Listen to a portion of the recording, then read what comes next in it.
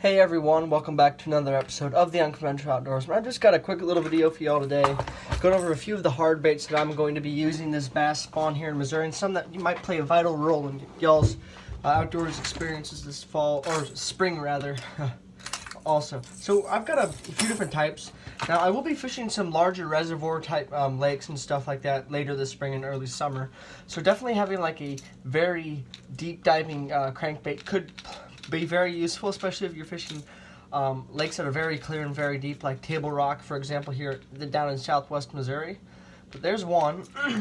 Something I love using, I've always had a lot of luck with, are some lipless crankbaits, rattle traps rather. And this is one of my favorites. This is the Googan Squad Clutch, I believe, and that's like a kind of like a neon blue almost.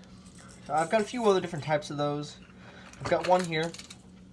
This one is really good. I've caught some fish on this recently. Put it up on my Instagram page, I think. But just stuff like that is very useful, especially a smaller presentation.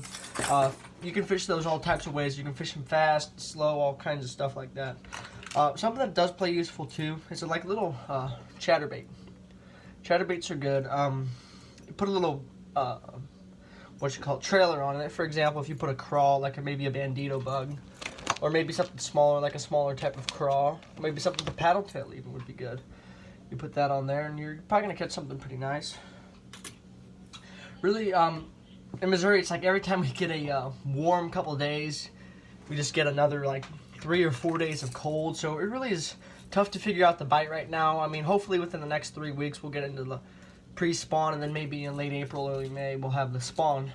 But something that is really good for like right now when the water's pretty cold, the fish aren't biting that well, a little jerk bait's pretty good. This one's a little, I don't even know what brand this is. I got this in one of my mystery tackle boxes, but it's this one's pretty small.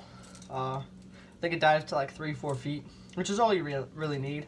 Use like some 8-pound, 10-pound tests like that. With that, you know, fishing on a spinning rod, more of a finesse setup.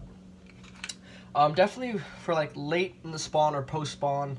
On some of these like neighborhood ponds, a frog is going to do you really well. This is a black frog. I like fishing these either early morning right as the sun's coming up, or late in the afternoon right at dusk. That's really where I've had the best luck with these. The good thing about this one, it's got a hook in the back. I mean, if you get a bass to hit this hard, I mean, it's going to be a heck of a ride, and it's really fun fishing topwater like this. This one's more of like a kind of like a whopper plopper action where it spins like that.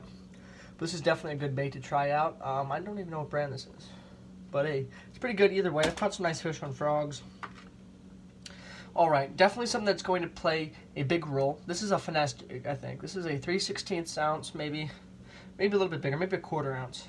I had some finesse jigs in here, but something like that with a trailer. Weedless always does good, especially when you're flipping up against brush and either shallow water or just, you know, if your bite's really slow and you just want to work that bait real slow along the bottom, flipping through brush or timber or cover, that is going to do you extremely well. I like this color. This is more of like a peanut butter and jelly color. It's not the best type of trailer on there. I like to kind of match the colors a little bit, and this is all I had, so I put that on there. I would fish this on like 8 to 12 pound line, probably with a bait caster and one of my lighter ones, but I might fish it on a spinning rod too, just depends. I do have another lipless crankbait right here, rattle trap. This one I've not used yet. I got this in a mystery tackle box. It's a little bit odd color. I like though how you can see in it and see all the little steel balls in there to give it all that sound, but we'll have to try that out. Some other stuff that I have, I've got another semi-deep diving crankbait. Something like this, especially if you're fishing places where there's a lot of shad, a color like that will probably do you really well. I've got a pond near me that I'm going to make a couple videos at when it gets warmer. I've made some videos at there previously, but there's some really big bass in there, tons of shad, and this would do extremely well. I don't know who makes that. I think that's another like Carl's one. Definitely a square bill crankbait, and this is a Googan Squad one. Same color as this. One of my favorite colors they make. This one dives 3 to 6 feet. Square bill. I would use anywhere from 10 to 17 pound line with this, and I'd probably fish this on a bait caster.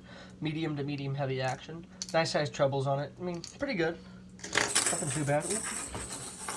Alright, I've got a couple more square bills in here. I'm just going to put them all together. I've got, this one is like an H2O Express, one of those like off-brands at Academy, which is really good. I've never had any problems with that. I've caught a lot of fish on this one. This This is a larger Googan Squad one. That's definitely for like larger legs. This one goes 3 to 7 feet, so just a little bit bigger than this. Definitely something that is a good, very good bait. A little bit larger treble hooks. Probably want to use anywhere from 12 to 25 pound line when you're doing this. The highest I go up with any of my line if I don't go to braid is probably 17 to 20. But I will make some videos about how you probably string these up and all that. This is, I think, like a little, right here. Let me unhook these. This is a little square wheel I got in another mystery tackle box. It's a little bit weird color, but I tell you what, there's a lake down where my aunt and uncle live down in Poplar Bluff called Wapapella Lake. Any of my viewers from down there will know. This would probably do really good there, or maybe in the spillway at the lake. But yeah, that should be all the baits hard baits I will be using. There might be a few different ones. Definitely different types of jigs, different stuff like that. Swim baits, I think we're going to play a big role.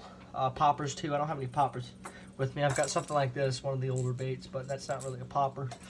But yeah, thank you all for watching and have a wonderful Monday.